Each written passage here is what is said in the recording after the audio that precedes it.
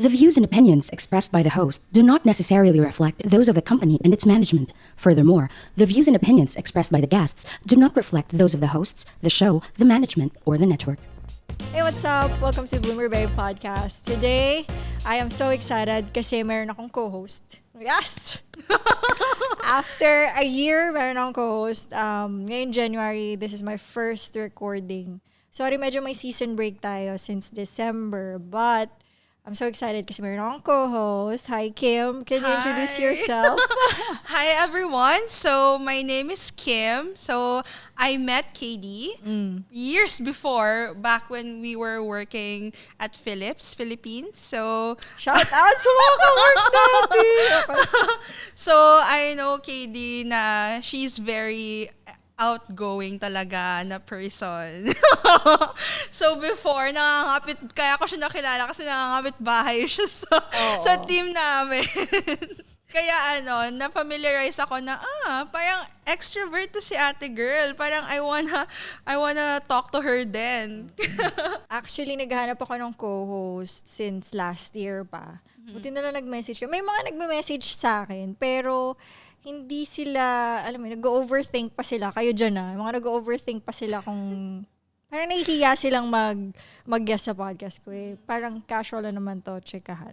Anyway, for today, we just wanted to have like a chikahan session, and then we just chose a topic. So nag-come up siya ng topics, and then I also contributed a few. Meron kaming list. So for today's episode, this is the first episode. We will talk about what are the things that we love. Masyadong heavy yung what are the things we love about being millennials, and what are the things we hate being millennials, and then on the other side naman sa Gen Zs. So si Kim kasi, she's working with, yung crowd ng work niya is more of Gen Z, yung mga ka-work niya. So, meron din siya mga inputs about it. Ayun. So, let's start. Millennial ka ba, Kim? Actually, yeah, millennial ako kasi 1996 ako. Pero, May age parang reveal siya, agad. parang zillennial daw ang tawag sa mga people na born na late 96, na parang papunta na ng early 97, ganun. Ang Gen Z ba, 97? Yes. Pag Gen Z onwards? ka, 97 ata to 2012. Oh, okay. So, millennials, parang 1980 ata to 96. Okay. Oo. Nakikita mo ba yung mga, oh my God, babad ako sa TikTok eh. Nakikita mo yung mga video na inaasar nila yung mga Gen Zs gagawa ng mga videos sa millennials na, let's say, what year were you born? Ganyan. Tapos 1990, tas parang Ice Age yung Oo. Nakita mo yung mga memes Nakita ko na yun. Nakakatawa lang. Fan din ako ng yung parang comparison ng Gen Z and millennial. Yes. So, for today, yun ang naisip naming topic. So, being zillennial and a millennial. So, unahin natin. Ano bang gusto mo? Gen Zs or millennials? For me, I think as for the feistiness siguro, and parang yung attitude overall. Kasi parang pag Gen Z kasi, very sila eh. Parang go-getter. Parang wala silang pakialam sa paligid nila. Gusto ko yung ganun. Kasi yung millennial, kasi I mean, for those na, sorry, pag hindi naman parang pag 80s ka pinanganak, outdated na yung ugali mo. Pero Okay. for me, parang yung mga millennials, usually parang conscious pa sila sa mga kung ano yung isip ng tao sa kanila. Tapos yung mga Gen Z kasi parang wala nang pake sa'yo, parang bahala kayo kung anong isipin ninyo, ganon. So parang for me siguro overall, like siguro hindi overall naman, like sa ugali, in terms of ugali. Pero like yung siguro overall talaga na parang yung kasipagan siguro sa sa career, and then yung sa pagsaseryoso sa buhay, yung millennial pa rin talaga. Kasi iba talaga yung generation na kinalakihan ng millennial. Parang, yun, alam mo yung takot sa parents growing up. Okay, Yung mga nag-agree si Rhea. yung mga Gen Z kasi, I noticed na they grew up in a generation na parang natatakot pa yung parents nila sa kanila. Like, to reprimand them. Parang, kunyari, yung Is it parents, gentle parenting ba? Hindi naman. Parang, yung parents nila, parang takot pa na paluin sila. Kasi parang hindi na yan, parang tabu na yan ngayon na pinapalo yung anak mo. Hindi mo babantay bata ka. Oo. So parang feel ko, kaya yung mga Gen Z, parang they grew up na parang entitled kasi dahil sa pagpapalaki sa kanila ng parents nila. Okay. So is it something that you hate or you love about Gen Z? Or It's sige, something... start tayo ng what are the things you love about Gen Zs? So I think siguro yun, yung parang pagka go-getter nila. Yeah. Sinabi mo nga. And then, I think yun lang. Ako meron akong list. Kasi pinag-iisipan ko din naman. Kasi actually mas close ako, hindi naman mas close, but mas na-enjoy ko yung company ng mga Genzers. Although ayaw nila sa akin kasi millennial ako. But yun, mas na-enjoy ko sila. Mukha ka namang Gen Z girl. Oh my God! Oo. Ria, mag-agree ka ba? Charot. Okay. So, meron akong list ng things that I love about Gen Z. So, ang isa sa nagustuhan ko sa kanila is hindi sila yes man. Hindi sila nagpi-people please. So, kung ano talaga yung nasa isip nila, talagang sinasabi nila. Hindi sila natatakot questionin kung ano yung norms, yung for example, sa workplace. Di ba tayo mga millennials pagka may pinapagawa sa task or whatever, parang gusto mo, pag inutusan ka ng boss mo, gagawin mo lahat. Like, yes, okay lang, kahit OT to the max, ganyan. Pero yung napapansin ko sa Gen Z, pagka alam nilang di nila kaya or something na parang sobra na yan sa pay grade ko, magreklamo siya, sasabihin niya yun sa'yo. So I think yun yung na may misinterpret ng mga, hindi ko sa akin nakampihan yung mga Gen Z, but I appreciate that you do that kasi alam niyo yung gusto niyo eh. Alam niyo yung dapat sa inyo. But yun yung na-misinterpret ng other generation sa inyo. Especially ng mga boomers. Diyos ko, girl. Yun. Yung mga boomers talaga. Feeling ko kaya naging yung generation natin, medyo takot pa din to voice out kung ano talaga or people please pa rin tayo is because ganun tayo nasanay eh. Nasanay sa pagpapalaki ng boomers. Yung mga millennials usually, yung mga parents nila, mga boomers kasi. So parang yun yung na-transfer yung mindset. Yes. Ba? Ay, add ko lang about dyan boomers and millennials. Same ba yung parents mo? Kasi ako yung parents ko, parang older than boomers sila. Boomers sila. Kasi di ba Gen Y muna? Gen X. So boomer sila. So nag-hoard sila ng, sorry pa, but nag-hoard sila ng mga gamit. Alam mo yung mga punch na set, yung mga plato, yung mga tasa na, alam mo yun, meron kaming cupboard na puro lang China na. Oh my gosh, diba? Ayaw nilang magtapon. Siguro sa tingin ko kaya ganun yung mga millennials ngayon na parang, alam mo yung minimalist. Diba? Parang kung sobrang basic na lang ng mga gamit namin, yung Muji, Muji ganyan. Kasi growing up with boomer parents na nag-hoard. Diba? Nag-bombard kami ng maraming gamit. The thing also is, sa tingin ko kaya ganun yung mindset ng mga parents natin is, hindi ko lang sure, but siguro kasi naranasan nila yung recession dati. Diba? War, tas recession. Uy, hindi ko alam pero yung recession dati na yung mindset nila na kailangan nilang mag-save for rainy days. Kasi baka mawalan sila ng ganito. Mawalan ako ng kahit kasi basic na lang, pagkain or ng mga plato na yan, baka hindi na ako makabili in the future kasi naranasan nila yung recession. So siguro kaya ganun din mag-isip yung parents natin about yung material things na yan. Actually, yung parents ko din kasi ganun din. Sa bahay namin, madami din kaming gamit. Diba? Ay, di nila let go. Kahit na yung mga microwaveable. Oo. Like, parang feeling ko yung bahay namin parang natitake up ng space ng lahat ng mga bagay na parang from the past pa na hindi pa kaya itapon ng nanay ko, gano'n. Pero sorry ma, pero gano'n. May yung nanay ko mag-hoard. Itatag ko yung nanay ni Kim. Baka kasi ay gano'n talaga pag boomer. Siguro no. Feeling ko gano'n nga talaga. And sinasabihan ko, actually parents ko sinasabihan ko nun, pero hindi na nila, they don't care about it. Parang, okay. Anyway, so isa pang nagustuhan ko is, yun nga, they're open about their feelings. You see what you get.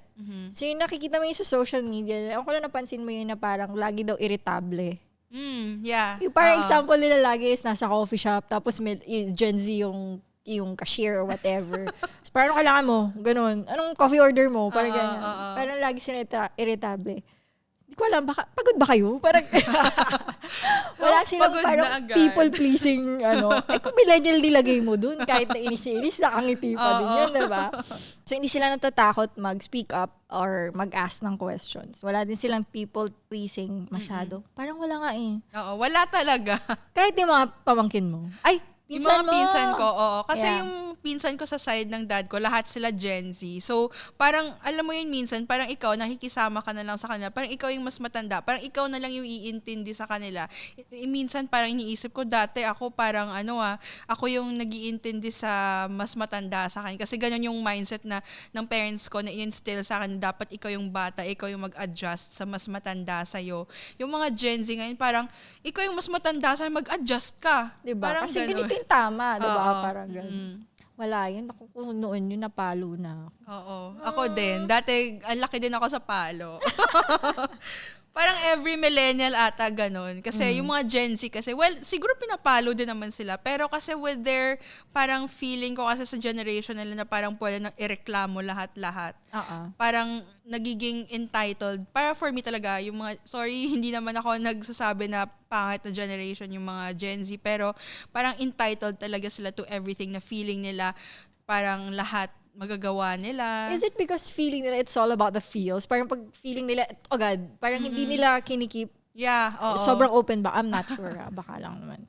Isa pang nagustuhan ko sa kanila is high energy. Siguro nga kasi bata pa, Bata you know. pa, oo. Creative. And especially bata sila. So they grew up na with social media, with technology. So parang alam na nila yung mga shortcut to things. Like they know Yeah. yung bagong tools, they know their bagong, 'di ba? Parang babad sila sa TikTok, they know how to edit Yeah. everything, ganyan. Unlike mga millennials, nangangapa pa kami, 'di ba? So yun, gusto ko yun sa kanila, high energy, na minsan, syempre kasama mo sila, natatransmit yun sa'yo na parang feeling mo, bagets ka pa din. Anyway, ikaw, meron ka pa pang gusto sa mga Gen Zers? Actually, wala. Yun lang. Yung parang yung parang go-getter lang. Kasi parang for me, yun nga, yung pagka-entitled nila sa sarili nila, parang na-off ako dun. Kasi parang feeling nila lagi, parang special treatment dapat sila, ganun. Okay, nagigets ko to. Kasi parang there was an issue dati sa social media na kakagraduate lang ni ate. I forgot from what university. Ayoko na lang din mag-drop. But it was from a prestigious school na may pera, may kaya. And then, newly graduate, nag-apply. And then, she or he was asking for a salary that is so above the entry-level grade. Oh my gosh. Nabasa mo yan? Hindi, pero may same story ako. Okay. Bakit magkano bang iningi? Like, pang 120 na ba yan? Charek. Meron akong dinate before na Gen Z. Okay. So, parang nung time na yon, kakagraduate niya lang. And then, parang nag-apply siya ng work. And then, he did not accept the job offer kasi sabi niya, hindi daw sapat yung ino-offer sa kanya. Like, he is expecting, sabi ko sa kanya, paano bang ina-expect mo na salary? Parang dapat ba 100K ka na? Sabi ko, kakagraduate mo lang. Dapat, yung iba nga maraming years of experience pero hindi sila nagkakaroon ng 6 digits Diba? sa sahod. My So God. what makes you parang entitled na magkaroon ng sobrang laking sahod? Wala ka pang alam sa buhay. Siguro ang tingin ko kasi is, kahit pa paano, yung maisip nila dapat na you have to prove yourself first. Diba? Yes. Bago ka mag-ask. Para bayaran ka nila ng ganong Yeah. amount. Diba? Eh kung kay Potato Corner ka nag-apply, ewan ko na lang. Yung list na yun. Grabe Grabe. experience. Ano ba yun? Like 12 years? Charot. Okay, so mapunta na tayo sa what are the things you hate naman? Hindi ba hate? Hate is a Big big word. word. Pero yung parang blind spot nila, parang sa tingin mo, kailangan na improve? Parang I think yung mga Gen Z, they need to siguro get in touch with real life somehow. Kasi parang minsan yung iba sa kanila very sheltered din. So, I think, not sure kung Gen Z lang ba or sheltered people lang to. But I think... Baka kasi rich kids yung mga kasama na doon. hindi naman. Pero like, napapansin ko kasi usually yung mga Gen Z parang medyo siguro kasi yung mga parents nila or siguro baka sa akin lang yung mga kilala ko na Gen Z, yung mga parang they grew up na parang medyo may kaya sa buhay. Kaya parang ayun, very spoiled na parang very feeling nila lahat dapat nasa kanila na. Parang siguro blind spot. Parang kasi yung mga kasama ko sa work ngayon, they're Gen Z. So parang siguro sa workplace, yung parang dapat maging, parang hindi na, very careful lang siguro minsan. Kasi minsan parang very sila vocal Opinionated. sila Yes, very opinionated. opinionated So sila. parang hindi kasi lahat ng tao matatanggap yung ganon. So parang dapat medyo wary ka lang sa mga sinasabi mo. Ganon. Yeah, kasi nga real talk sila anyway. So may mga iba kasi syempre you're working yung mga older, syempre management, older generation yan, na hindi nakakaintindi sa kanila, feeling ko. Kaya na may misinterpret sila. Anyway, so masyado ko naman kinakampihan yung Gen Z. Isang napansin ko is yung patience nila. Parang yun nga, nagmamadali sila. Yeah. For example. Walang yun. pasensya. Yeah, yung, hindi ko alam bakit kayo nagmamadali. Ano ba? Anyway, so parang nagmamadali sila kahit nga yung sinasabi kong example na pagpasok nila 60K agad sila. Yeah. Parang, or 60K, 100K. I don't know kung magkano na ngayon yung entry. But you have to prove yourself first. Siguro makikita ko yun as entitlement. Yes. Yes, yun na yung sinasabi kong entitlement. So, Siguro, especially if galing pa sila ng mga Big Four universities, parang mas umaapaw yung entitlement pa. Oo. huwag ka nga, galing kang Big Four eh. Pero diba, anyway. Isa pa, Yung parang hindi sila long-term minsan mag-isip ng mga bagay. ang bilis nila nga mag-jump sa mga, okay. So parang feeling ko, I mean, ako din naman, hindi ako Gen Z, pero medyo mabilis ako mag-jump minsan sa mga bagay-bagay. Pero yung mga Gen Z kasi parang agad-agad, parang Gusto nila ngayon na. Oo. Ganun. Ngayon na, wag na natin patagalin to. Feeling ko kasi, sanay sila sa panahon ng technology na one click lang andyan na. So, yung patience nila hindi masyadong, alam mo yung babagal lang yung wifi. Diba? Kinakainisan Kukunot yung nga nila. din nila ultimo yung mabagal yung wifi. Diba? So, feeling ko yun yung isang reason. At saka hindi nila naranasan siguro na, I'm not sure na, meron silang manual work, in manual work. Pero parang nung bata sila, hindi sila nakapaglaro sa labas. Yeah, na, oo. more on gadgets na siguro. Yeah, More on oo. laro na sa computer. Yes. Isa pa is, ayoko yung inaasar nyo kaming, mga millennials. Pero nakakatawa lang. Yung ibang millennials, na-offend sila. Kasi nga, parang kami na yung older generation. Kami din naman dati, inaasar din naman namin yung mga Gen X. But not so much. Siguro kasi walang social media. Pero yun lang. Ang isa pang nakikita kong, actually this is sad, is wala nga kasi kayong physical play nung bata kayo or anything na connection sa playmates nyo or whatever na nagiging nostalgic kayo dun sa panahon namin. Yeah. Diba nung yung Y2K? I don't know, yung Yeah. kahit yung fashion, kahit yung Britney Spears era, yung mga bagay na yun. Siguro kasi wala silang something to look back at. So yung sa millennials yung kinukuha nila. Yeah, actually, pansin ko din yan. Kasi yung mga cousins ko na Gen Z, ganun din yung mga nila, yung mga nilook back nila, yung mga Beyonce pa. Diba? Pag yan nakikita ko, ano ba kayo naka-low waist? Alam mo bang hirap na hirap kami suotin yan dati. Tapos ngayon, babalik nyo. Kahit nga si Britney Spears, parang nakikurious sila. Tapos yung mga, although this is a good thing kasi nakaka-relate pa rin kaming millennials. Yung mga playlist before, yung mga R&B. Actually, Girl, yeah, narinig ko rin si Usher, tsaka si si Neo, nasa playlist na ngayon ng TikTok. So parang ganun. Was something to look back at. So hindi naman namin kayo, it's not a bad thing for us. Actually, mas na-enjoy namin yung kasi bumabalik sila ngayon and we can still relate on those. I just see it as sayang, wala kayong ganung Saka huwag mo kami asarin, no? Ito pa, napansin ko to natatakot kayo so much to be cringe. Masyadong transactional yung mindset. Yeah.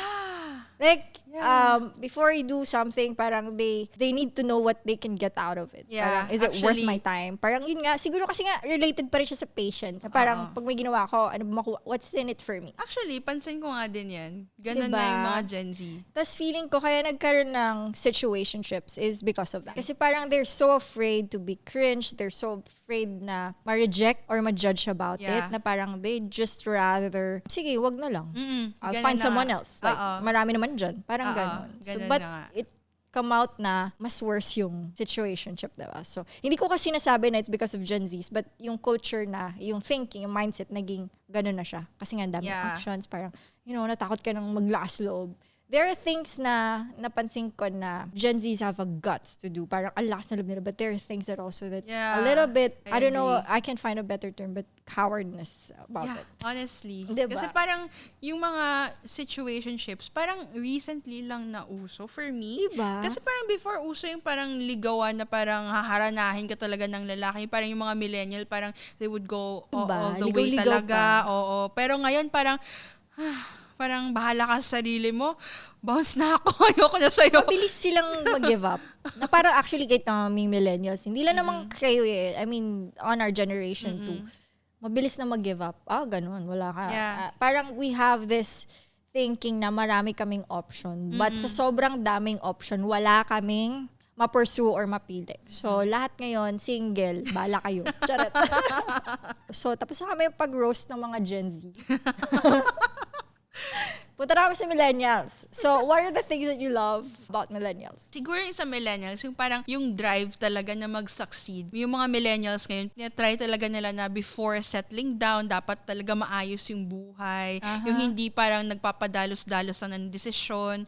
Parang hindi nila nakuha yung parang before na ugali ng boomer na parang, ay, in love ako, parang mag-aasawa na ako. Parang ngayon, parang pinag-iisipan mo na, may pera ba ako? May means ba ako na patay ng bahay, magbayad ng kasal, ganun. Siguro yung drive and siguro yung mentality din na kailangan talaga maayos lahat bago gumawa ng isang bagay. And then siguro yung mga millennials kasi parang may very aware sa paligid nila. Like hindi sila yung unlike sa Gen Z na parang kunyari kakalabanin yung mga ibang tao na mabilis lang magalit. Yung mga millennials parang nag-iisip muna parang hindi sila siguro yan din yung siguro parang yan din yung bad thing about millennials kasi parang minsan parang kahit na may gusto kang sabihin, itatago mo na lang muna kasi parang natatakot kang maglabas ng... Yes. Oo. Do you think it's related to people pleasing? Like, Yeah, I think so. no, Oo, kasi natatakot kang ma-judge or kasi ma-offend parang, the other party. Oo, kasi parang ganyan talaga yung thinking ng millennials na parang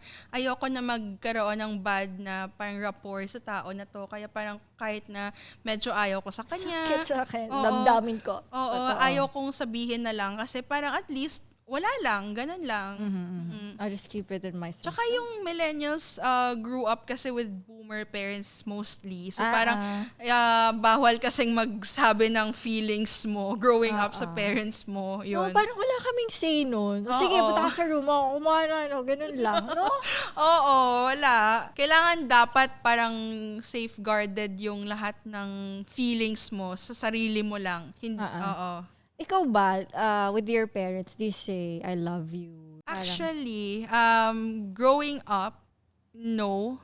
Pero they're trying to parang siguro ngayon na mag-keep up sa mga hindi nila na Nagawa. bigay sa akin before. Okay. Kaya parang ngayon lang ako naging close sa parents ko. So growing up, hindi ako close. Palagi naman nag-away ng nanay ko. Pero like, nung after na akong graduate ng college, like doon na naging okay yung relationship namin. Kasi parang naghahabol siguro ng na walang oras. Oo. Actually, nung lumaki ako, wala din kaming ganyan. Wala kaming I love you, walang hugs, walang kisses. Alam mo yung dadating lang, kiss, ganyan. Pero we don't show affection or say it. Pero ako na yung nag-initiate sa amin na if parang feel ko lang sabihin I love you, I'll say it. Tapos parang na-appreciate din naman nila. Siguro for us na kids sa mga anak is try yung simulan sa inyo. Kasi sila, mahihiya na sila. Parang cringy yun sa kanila. Yeah, Diba? totoo yan. Parang yan din yung sabi sa akin ng isa kong friend na parang hindi mo daw i-expect yung parents mo na magbago kasi ganyan na talaga sila. Like matanda na kasi sila. So parang yung it's hard to bend like an old tree. Parang ganun. So ikaw na lang yung mag-adjust for them. Ganon. Yes. Buti nga kinakagat ng parents ko yung mga Ako paila-ilan. din. Diba? Actually, same pala kami nito ni Kim. So, only child din siya. Tapos, taga Bacolod ka rin. Yes! So, sa mga friends ka rin, Bacolod, hello. From Yun. Bacolod City, City of Smiles. So, ayun. Malalambing yung mga tao doon. Oo, kaya malambing kaming dalawa.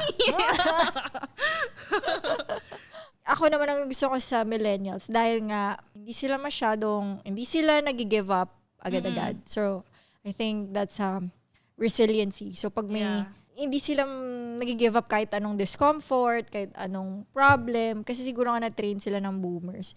And na-appreciate din nila yung hard work. So, naiintindihan nila nga yung sinasabi ko kanina na pagpasok mo sa isang company or it's your first job, naiintindihan nila na that they have to work hard for it. They have to learn everything bago sila, bago nila ma-build yung value na yun. Yeah. So, yun yung nagustuhan ko. Tsaka hindi sila madaling sumuko. Sa dami na ng pinagdaanan nilang changes. Like, technology, yung manual life dati. Tapos, di ba, ang bilis To nun shift ng technology. Di ba, yung computer, and then hanggang ngayon, na nag-aaral kami paano mag-edit sa TikTok.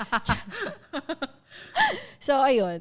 Yun yung isang nagustuhan ko sa millennials. Yun nga, adaptable to change. So, kami naman, nakikita nyo kami as cringy, feeling ko mga Gen Z, nakikita nyo kami as cringy kasi we try to adapt sa trends. So, for example, ito na lang medyas. Di ba yung sinasabi nila, yung medyas ng mga millennials is yung, yung nakatago. Oo, yung ankle. Footsack. So, oo. nasanay kaming ganun. So, akala namin, we're hot kapag naka-footsack kami, then naka-skinny jeans kami nun. So, ganun yung medyas namin. Oo. Ngayon, parang there was a time in social media na parang Gen Z see it as cringe. Kasi nga, yung mga medyas nila hanggang dito na. Oo. Ngayon, uso yan. Ngayon, uso na sila. Tapos parang kami naman, okay na naman.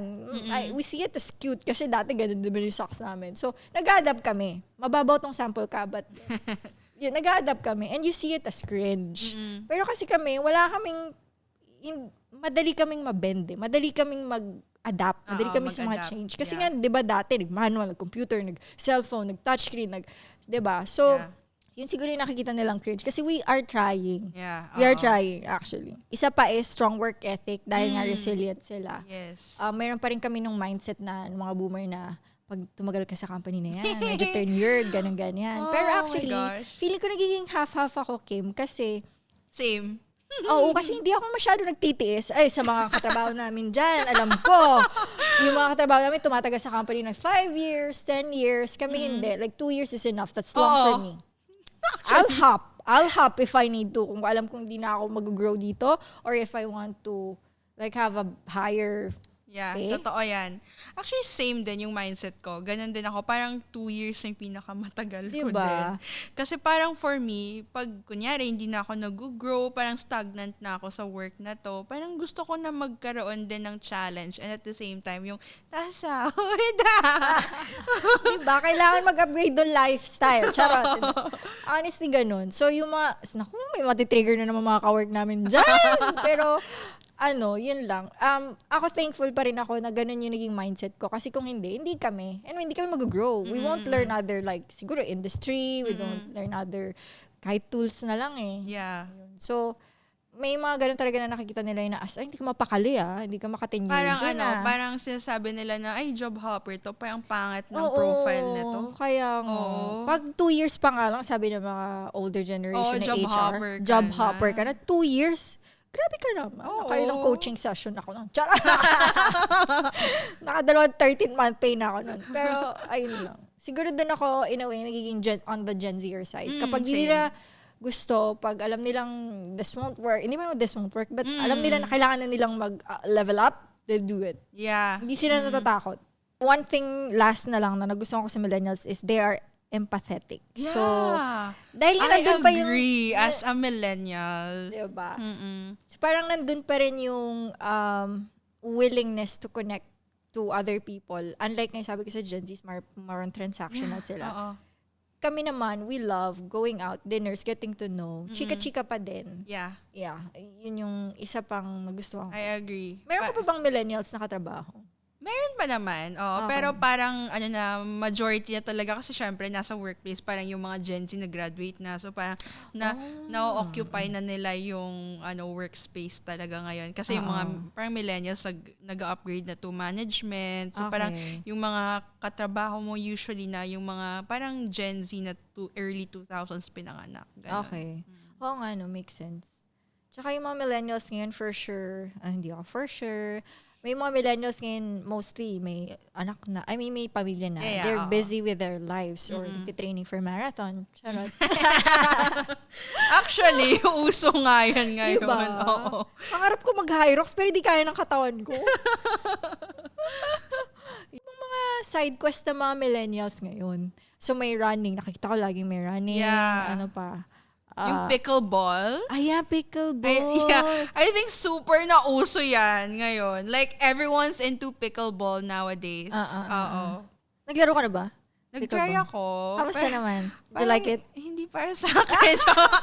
Parang mas gusto ko pa rin yung millennial badminton. Ay, okay. Oo nga. Yung generation natin Yeah. na puro badminton. Oo.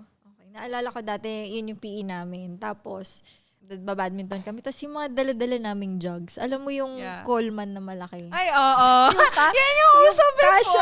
Diyos ko, Oo. te, yung mga kasha yung, yung ice na parang isang buong plastic Yeah, lalagay oo. mo doon. Kasi buong hapon, yun yung tubig namin. Tapos parang feeling namin ang cool-cool namin kasi ang laki-laki ng Actually, oo. Naalala ko nung grade school ako before, usong-uso yan. Yung parang malaking, yung lalagyan ng water. Diba? Samantala ngayon, Owala. What the hell? Wow. Charing, diba?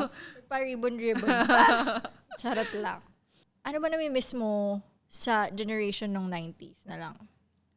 Siguro kasi I grew up na medyo late 90s na. So, parang wala pa ako masyadong naaalala. Kasi parang nung 1999, parang 3 years old pa lang ako. So, parang siguro, Grade 6 na ako, charot.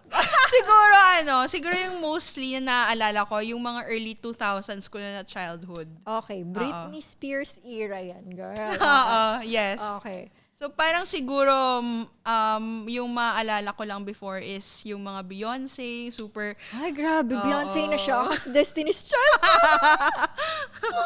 yan Okay. yung mga Justin Timberlake, Oo Usher, nga. oo. Alam niyo, dati naalala ko, parang every time na may lalabas na, ano ba yun, sa mix? Yung parang countdown. Oo! Yun, abangan ko yun. Kasi kano yung top 1, gano'n. Tapos pupunta ako sa mga stall. Di mo bibili mo ng mga pirated na CD. Yeah, oo. Kasi meron silang mga top 20. O kaya, Ay, oo. magpapaburn ng CD. Grabe, yung life namin. Uso-uso yun Diyos before ko. yung magpa-burn ng CD. Parang iniisip pa talaga namin ng 1 to 15 tracks. Anong kailangan nandito? yes. Favorite ko dapat to. Oo. Oh Pag my di ka siya, didelete pa gosh. namin. Gaantay ka ng mga 1 week para lang Nabutan mo mga CD player. Yes. Cassette, ganyan, Oo, okay. naabutan ko. Grabe, wala. Iniisip pa namin kung ano talaga yung worth it sa pera namin. Yeah. Na isasama sa parang tracks. alala ko before, pag music, may LimeWire din. Yung parang, May LimeWire pa ba? parang, Kasi wala meron akong na. friend na kapag wala na yata. Torrent Parang pala wala, yun. oo. Meron akong friend nagto-torrent pa daw siya. I mean, Oo. pag nag-download ng Oo, movies. ako din. May torrent pa? Meron pa, oo. Okay. Sige, hulihin niyo po to. Charot lang. Talaga. Grabe, no? Dati nagda-download pa tayo. Tapos, dati kapag may bagong movie na release, di ba uso yung mga nag-record sa movie house? Ay, Tapos, yeah. ang pangit ng quality ng... Yeah, oo, Di ba, oo. tsatsagaan ko yan kahit di mo kang avatar yung avatar dyan. Ako din, oo. Na-remember ko yan before. Diba? Oo. Mga VCD. Nalala ko may collection pa yung dad ko ng mga DVD. Yeah, oo. Hanggang ngayon hindi niya pa rin tinatapon. Dad, tapon mo na yon. Oo, ganun din ako dati. May mga collection ng mga CD. Talaga, oo. mga Blu-ray. Oo, ganun. oo. Grabe, no? Ngayon, isang hard drive na lang siya. Yeah, Baka I isang agree. USB na lang yung 10. Hindi na yung uso yung mga CD ngayon. Anyway, so, tapos na kami sa what we love about millennials. Eto na. What we hate about millennials or blind spots pala.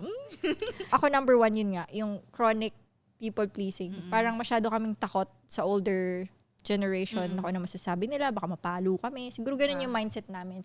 Kaya masyado kaming mabait.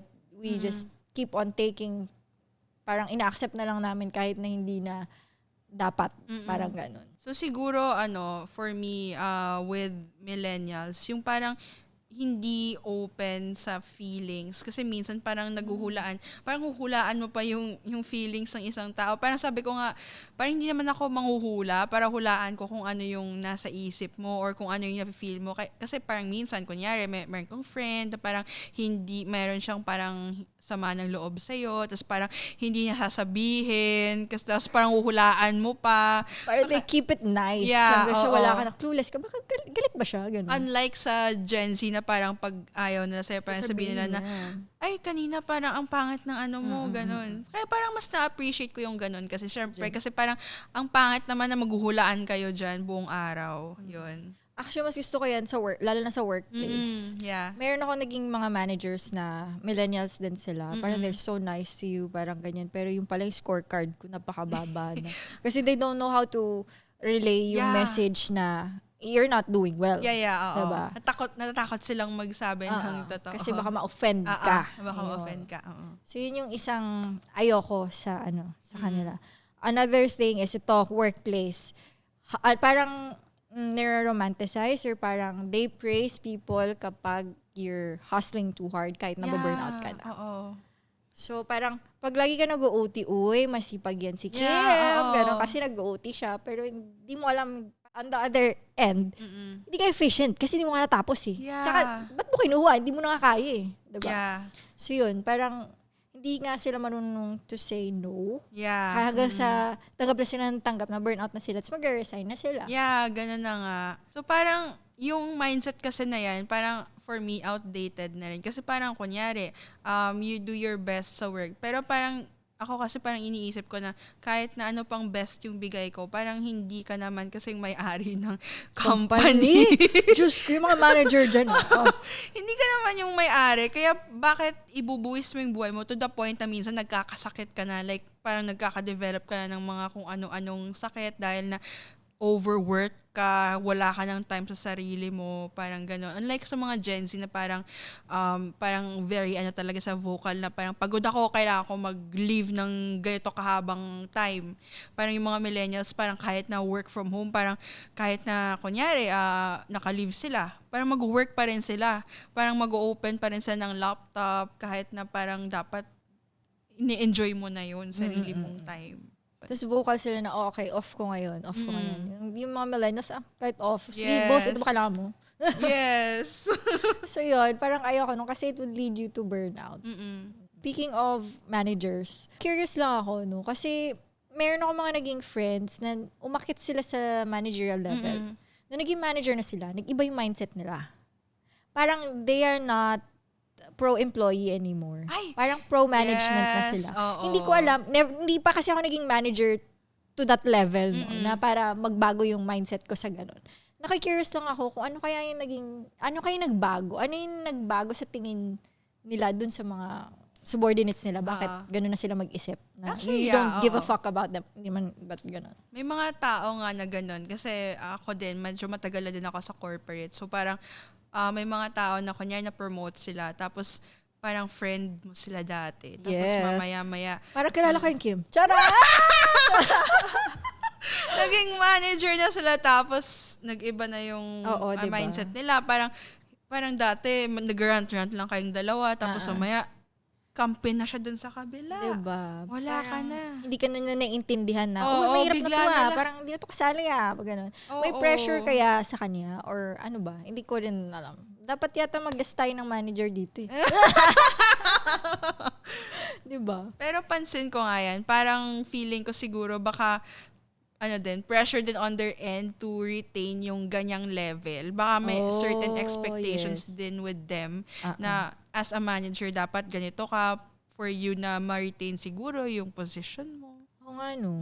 Paano kaya nila ibabalance yun? Kasi as subordinate, as ako yung, as my boss, Oo. parang syempre yung iba na yung tingin ko, ito lang yung nakikita ko eh. Siguro pag manager ka na, nakikita mo na rin kung ano yung na-preferred business na yun. Oo. Anyway, so blind spots ng millennial. Feeling ko, hindi sila masyadong risky. Yeah, oo. Takot sila to jump to... Staying safe lang lagi. Yes. Oo. Siguro nakuha pa rin nila yun sa boomers. Di ba yung mga boomers, pag nakapasok na sila sa company, Yeah. iniisip nila na, ang lagi nila iniisip is, dito ako mag-retire. Yeah, oo. Diba? Is this a good company for me to retire on? Hindi sila, they're not thinking outside of the box. Parang, ito na yun. Ito na lang yun. Itiisin ko lahat. Diba? Oo. Kahit ma-burn out. Kasi Oo. dito na ako. Oo, Ito dito na, na safe ako na eh. Oo. Ganon. Yun yung tingin ko, hindi ko nagustuhan sa mindset ng millennials. Whereas sa Gen Zs, kaya feeling ko maraming milyonaryo yung Gen Z ngayon. Actually, Diba? Mga 22 yeah. years old, 25 years Yeah, old. oo. Dahil sa social media. Kasi they see it. They think outside of the box Yes. that this can happen to them. Yeah. Diba? Pansin ko nga yan. Diba? Ang dami kaya. Parang hindi sila yung nagsisettle sa 9 to 5 job. Yes, oo. Na parang mas gusto nilang maging creative on the Yeah, creative side. Kasi alam nilang hindi sila mababurn out. Yes. Yes. Sana kung ako papipiliin ako, oh, shit, mahirap to if I will be a Gen Z, if I'll be born again like noon, I'll be Gen Z or millennial. Siguro, Zillennial. Zillennial pala. Zillennial. Kasi na-appreciate ko yung side ng millennial na they can slow down. Yun. Na-appreciate nila yung connection with other people. Yeah. Yung empathy. Naintindihan nila yon. Yung manual, yung hard work. Yeah. Especially that. Yun. Yung resilience. Yun yung gustuhan ko. But on the other side naman, parang gusto ko din yung punch or yung drive ng mga Gen Z. Oo. Diba? Fast. Kasi we understand everything na parang we can do this better. Parang ganun. Ako actually, for me, happy ako na Papaliin pala kita. Like millennial or ano. Siguro for me, happy ako kung sa akin kasi parang ako I was born kasi na pa 97 na, so Gen Z, parang ganun. Pero ayun, considered as millennial pa rin ako. Pero kaya nga ako na happy na parang in between talaga ako kasi I have like I'm empathetic like a millennial. I'm also hardworking like a millennial. Pero siguro doon ako parang nagtatalo-talo kasi yung mga Gen Z mahilig mag-jump. Ganun kasi ako. Parang medyo na-label ako na job hopper din. Ganun. Kaya siguro parang ako kasi yun nga, yung nag-chase lang talaga ako ng learnings, ng parang bagong experience. Kaya parang yun yung gusto ko lagi. Na parang something new sa akin. So, ayun yung hot take. Sige, ano na lang to? Questions. Would you date, syempre, bata ka pa eh. Would you date younger than you? Gen Z. Yung boyfriend. So, Showbiz kasi kami, bawal i-reveal. Charot. Siguro kung wala pa akong boyfriend, i-date ko is millennial pa rin. Kasi, yung... Narinig mo yan? Tatag ko yan. Charot. Kasi, yung mga Gen Z kasi parang nahihirapan silang mag-commit sa tao. Parang feeling nila pag may commitment, parang wala silang parang gumuguna yung mundo nila, na parang feeling nila hindi nila magagawa yung gusto nila. Yung mga millennials kasi parang in fairness naman, parang nandun pa rin yung thinking na they want parang ipapursue ka talaga, yung parang may talaga na hindi naman sa sinaunang pag-pursue na haharanahin ka, pero parang nandun pa rin yung drive na gusto ko na meron talaga akong makasama long term, gano'n, na may commitment talaga. And then ayun din, parang yung age kasi ng millennial ngayon, parang nasa settling down age na, kaya parang siguro nagtitake seriously na din sa buhay. Okay.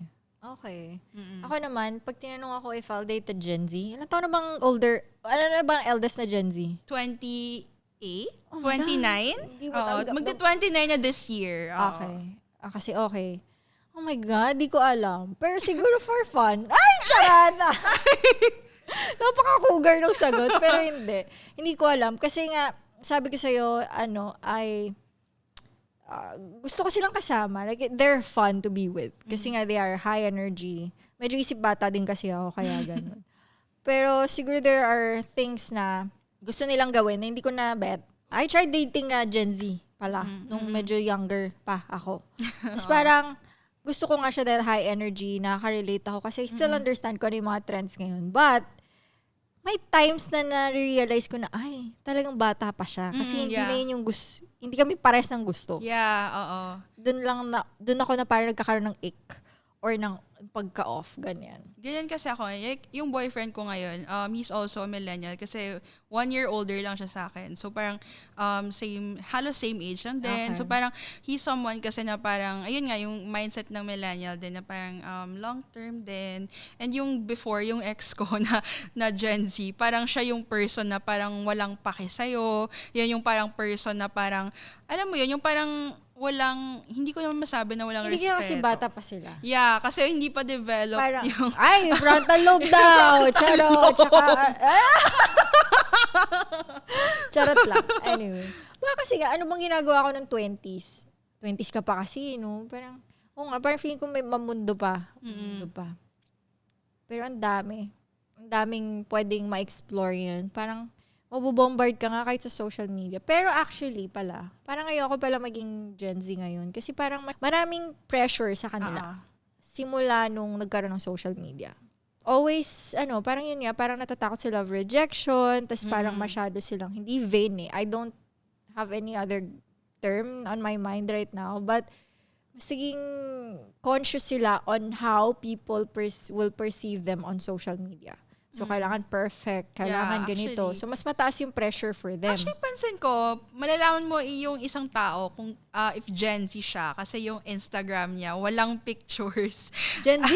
Oo, di ba yung mga Gen Z, parang walang photos yung Instagram nila, tapos puro Baka lang sila naman burn stories. accounts. Yan. Oo, mga ganon. Mailig din silang mag-burn account, ganon. And then, pansin ko kasi may mga Gen Z na gano'n, yung parang wala masyadong laman yung social media, yung parang... Talaga ba? Akala ko mas marami silang, kasi they like taking photos, parang yung eyes nila was trained to what looks good in social media. Yeah. So, akala ko marami silang, picture, like... Hindi ko nga alam, pero kasi may mga kilala akong gano'n na Gen Z na walang laman yung Instagram, tapos parang story lang sila ng story lagi. Like, hindi sila mahilig mag-post, kasi parang sabi nila, pag nagpo-post, pag marami daw laman yung Instagram na posts, millennial daw yun. Oh my Yan God! yung sabi sa akin. Actually, okay, disclose ko na lang. Pinsan ko to nagsabi sa akin. Okay, shoutout po namin si Charot. Pero may mga na-meet naman akong Gen Z na they have 2 accounts. So, meron silang burn account, tsaka yung personal nila. Personal, yung mga talagang close lang nila. So, dun yung yata nauso yung sa TikTok na halatang babad ako sa TikTok. Ano yung references ko? Puro TikTok. Anyway, yung meron silang public story and then private na story. Close friends. Yun. Hindi ko alam paano nag-work yun eh. Parang pag close friends, parang ilalagay mo doon sa settings kung sino yung close friends mo. And then, yan lang yung makakakita ng mga stories mo na nakaset sa close friends. And then, may posts na rin na for close friends lang. My God, bakit? I don't know, Instagram bakit? Kasi, it's for, like, gusto nila na ito lang yung makakakita ng post nila, ganon. Okay. Ano bang ginagamit ng mga Gen Z ngayon? Are they still into IG more or TikTok? I think, a balance of both. Hindi sila ma-FB for sure. Kasi it's for matatanda daw. Yes. It's for old people. So, I think yung mga Gen Z ngayon, more on Instagram, yan yung main nila na social media. And then yung TikTok for entertainment. Okay. Grabe, hindi talaga, oh my God, talaga ba? Wala kaming post. My God, napapaisip ako sa video sa Instagram. Ganon kasi yung sabi sa'yo ng cousin ko na Gen Z, sabi niya, malalaman mo daw pag millennial yung tao kasi maraming may post lagi. Tapos pag Gen Z daw, nagsa-story lang. Tapos parang ginagawa lang. Parang pinipin nila sa profile nila yung stories. Ay, oo, nakita ko yun. Parang highlights. Highlights, so ganon. Oh my God, di ko ginagawa yun. Dapat pala yun. Ganon diba? daw. Tapos makikringe na naman yung mga Gen Z sa akin. Kasi hindi ka... Anyway, mukha ka namang girl Gen Z. Okay, so yun lang. Yun yung takeaways namin ni Kim. This is not to attack any generation. These are just our thoughts. So, yun lang yung mga napansin namin sa mga Gen Z or millennials or boomers or any generation that we have interacted with. So, sana walang ma-offend. Wala ba sa people-pleasing tendencies natin. Pero sana walang ma-offend. And thank you for listening. So, yes. ikaw, Thank Kim, you. last words mo. I'm very happy na nakasama ko si KD ngayon sa pag-co-host ng podcast niya. Kasi actually, na-intrigue lang din ako. Kaya ako siya minessage. Randomly. Kasi sabi ko, my gosh, ka-work ko to before. Tapos parang yung podcast niya, ang ganda. Kaya ako hinit up si KD. And then, very happy ako na I got the chance to do this with her. Yan. Yay. So, weekly na ba to? Pwede! So, yun lang. So, thank you for listening. I'll see you in my next episode. Bye!